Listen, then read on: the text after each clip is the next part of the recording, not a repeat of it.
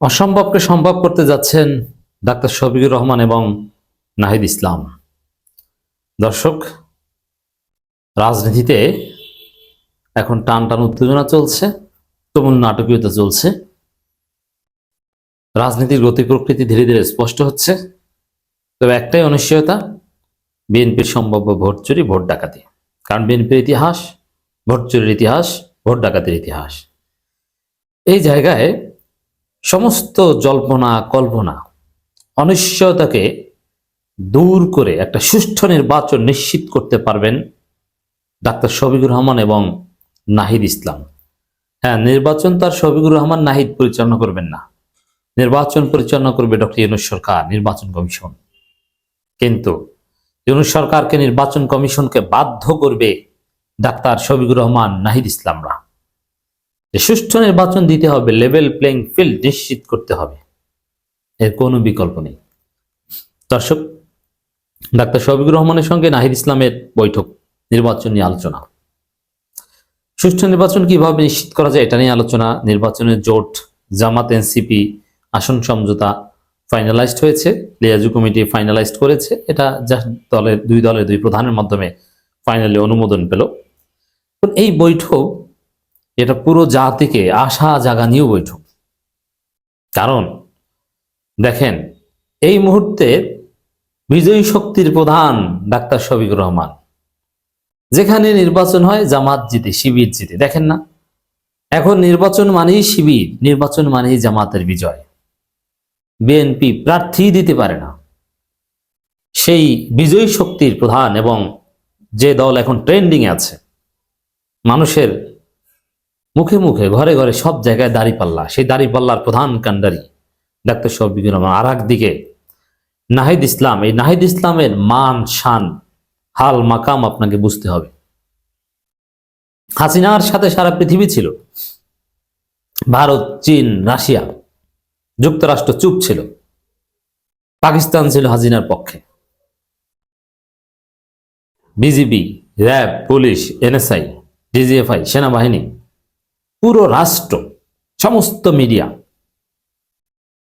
সবাইকে ঘোল খাওয়িয়ে, সবাইকে বোকা বানিয়ে, সবাইকে ব্যর্থ করে হাসিনাকে বাংলাদেশ থেকে উৎখাত করা হয়েছে। যার নেতৃত্বে, যাদের নেতৃত্বে, তিনি হচ্ছেন নাহিদ ইসলাম। অতএব নাহিদ, হাসনাত, শারজিস, এদের নেতৃত্বে সাদিক কায়েমদের সাথে সমন্বয় করেই আজকে হাসিনার এই অবস্থা করা হয়েছে। এতে কোনো সন্দেহ সংশয় নেই। জনবল সাপ্লাই দিয়েছে সাদিক কায়েমরা। হ্যাঁ, আন্দোলনে সাধারণ মানুষ অংশগ্রহণ করেছে, কিন্তু এটা সব সময় না, কিছু কিছু সময় আন্দোলন চালিয়ে রাখতে হয়েছে।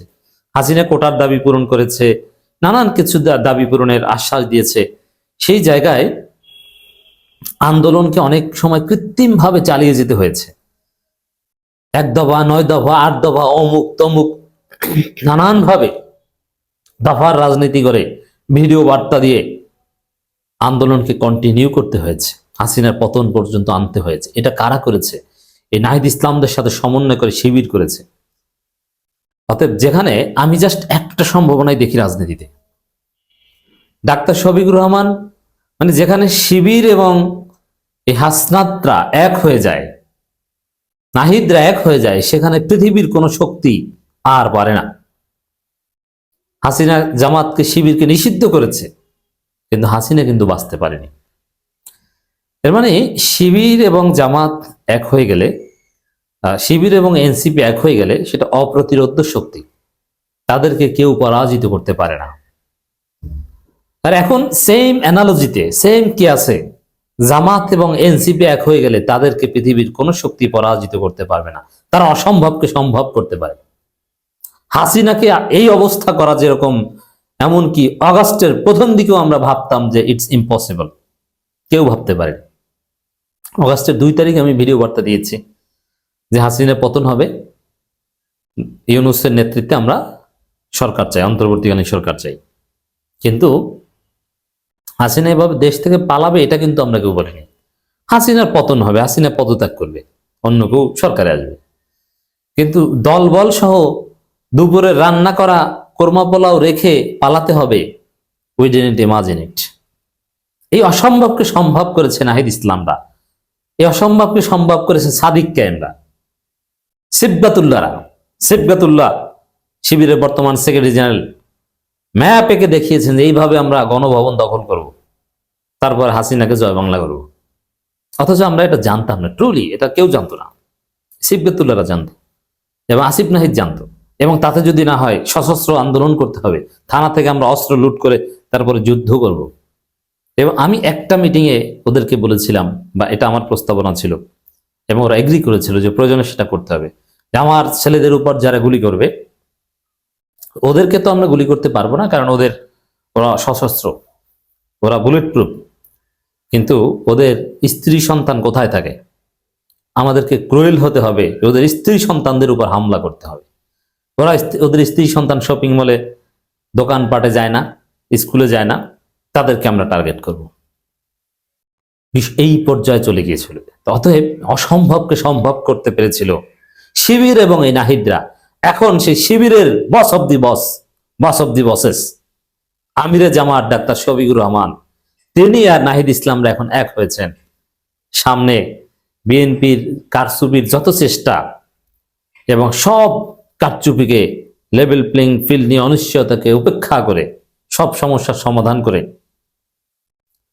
একটা সুষ্ঠু নির্বাচনে উপহার দিবেন, এবং সেই নির্বাচনে জামাত, এনসিপি, চরমোনাই সহ 12 দলীয় জোট জিতবে।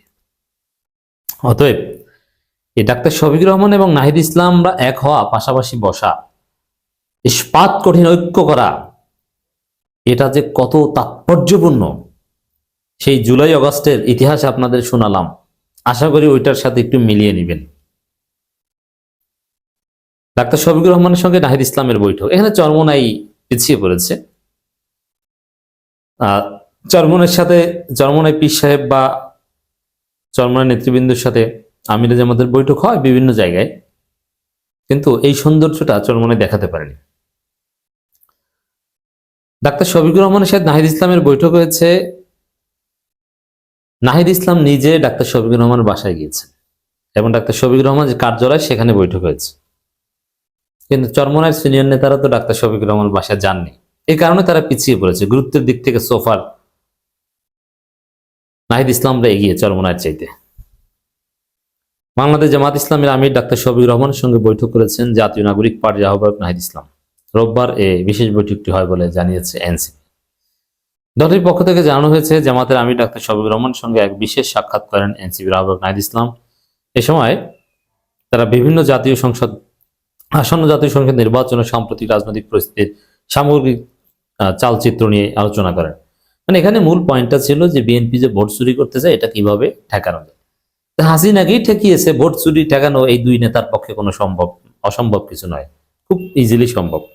তবে কোনো দলের পক্ষ থেকে বৈঠক আলোচনার বিষয়ে বিস্তারিত কিছু আমি যখন কথা বলছি তখন পর্যন্ত জানানো হয়নি। মূল বিষয় হচ্ছে এটা যে কিভাবে ভোট চুরি ঠেকানো যায়।